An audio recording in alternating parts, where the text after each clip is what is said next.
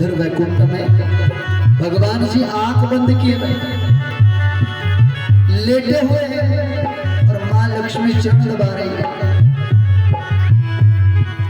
अब मैया ने देखा कि भगवान जी तो आंख नहीं खोल रहे और बालक जंगल में जा रहा है, घनघोर बियाबान जंगल, प्रभु को तो याद दिलाना चाहिए। तो मैया ने क्या किया, जरा चरण जोर जोर से दबाना शुरू किया। चरण दबा रही तो थोड़ा और जोर लग जब और चरण तो भगवान जी बोले, रे देवी क्या बात है, तोड़ोगी क्या,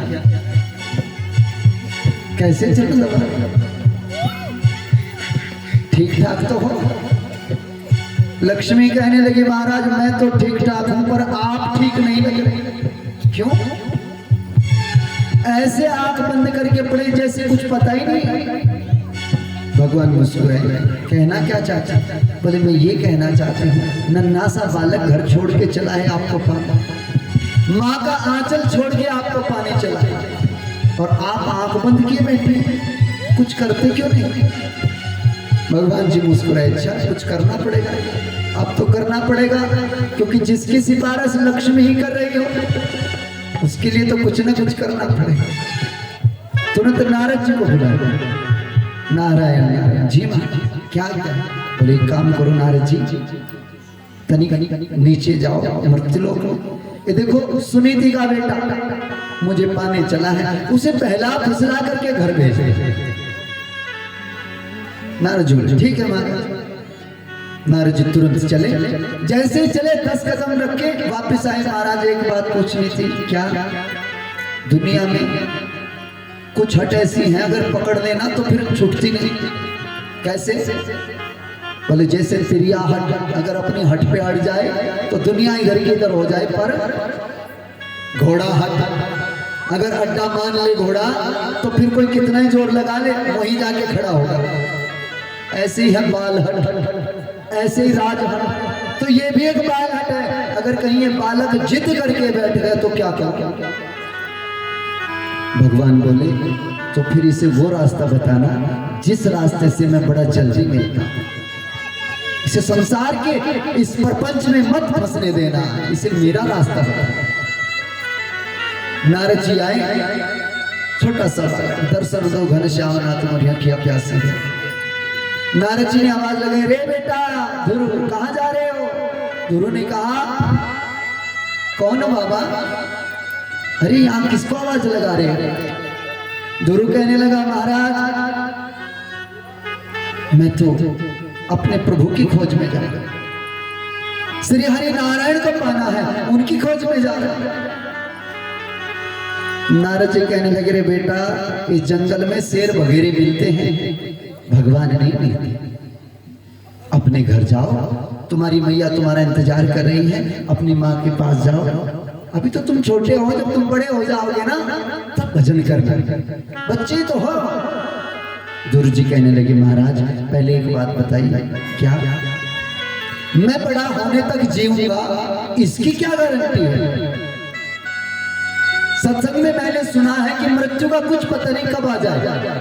तो महाराज आप कह रहे हो कि जब मैं बड़ा होऊंगा तब भजन करूंगा, लेकिन बड़ा होने तक मैं जीऊंगा इसकी क्या गारंटी है?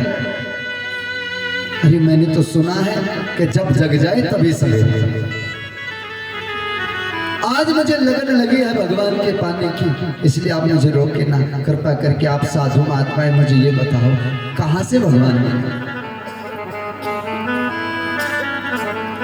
नारद जी सोचने लगे, बात तो सही है, लेकिन बेटा एक बात है। क्या? इस जंगल में महात्माओं को अपना पूरा जीवन बिता दिया पर भगवान नहीं मिले।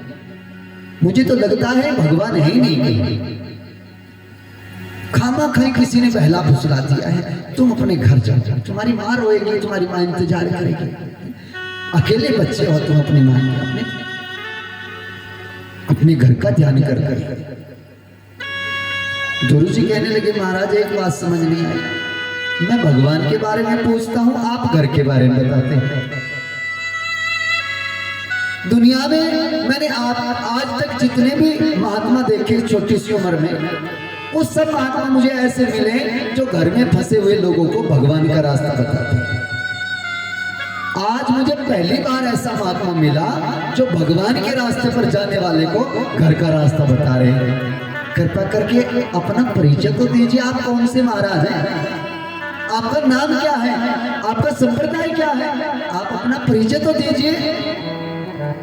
नारद जी की गर्दन नीचे हो गई। बात तो सही कह रहा है, संतों का काम होता है गृहस्थी में फंसे हुए लोगों को भगवान की तरफ लेके चलना, और मैं उल्टा ही कर रहा हूं। बात तो सही। नहीं बताइए बताइए, आपका नाम क्या है। नारद जी की गर्दन नीचे हो गई। कहने लगे, बेटा दुनिया में लोग मुझे देवर्षि नारद कहते। जैसे ही उन्होंने नारद जी सुना नाम तो तुरंत चरणों में मत्था टेक दिया। बोले, महाराज मेरी माँ कहा करती थी जिसे नारद मिल गया उसे नारायण मिल गया। अब नारायण दूर नहीं है, आपको जरूर उन्होंने भेजा। नारद जी के मुख से झट से निकला, हाँ बेटा भेजा तो उन्होंने ही है, तो महाराज मुझे लेके चलो।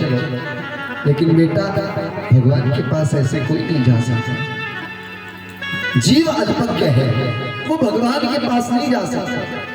गुरु जी बोले, हम अल्पज्ञ हैं, भगवान तो सर्वज्ञ हैं, वो तो कहीं भी आ जा सकते हैं। मुझे वो रास्ता बताइए जिस रास्ते से भगवान मेरे पास चल के आए हैं। गुरु जी गुरुदेव के चरणों में मत्था टेक दिया और गुरुदेव ने भी सर पे हाथ रखा। बेटा ऐसे ही शिष्य की जरूरत है। चेले का एक नाम शिष्य है। शिष्य शीशे को भी कहते हैं। शीशे में इंसान अपना अक्स देखता है, अपना रूप देखता है। चेले में भी गुरु अपना रूप देखता है, अपना सब कुछ चेले के अंदर उतार देता है। वो गुरु होता है, और जो उसे ग्रहण कर ले वो चेला, वो शिष्य। बेटा मैं तुम्हें एक मंत्र देते, जाप कर लोगे? हाँ गुरुदेव। नारद जी ने, सूत जी महाराज कहते हैं, सोनकादि ऋषियों, सुखदेव जी महाराज राजा परीक्षित से कह रहे हैं कि जो नारद जी ने मंत्र दिया वो बड़ा गूढ़ मंत्र है। नारद जी ने बड़े सहज भाव से कहा, बेटा तुम भगवान के इस मंत्र का जाप करो, मेरे साथ साथ बोलो, ओम नमो भगवते वासुदेवा, ओम नमो नमो नमो भगवते वासुदेवा, ओम नमो नमो भगवते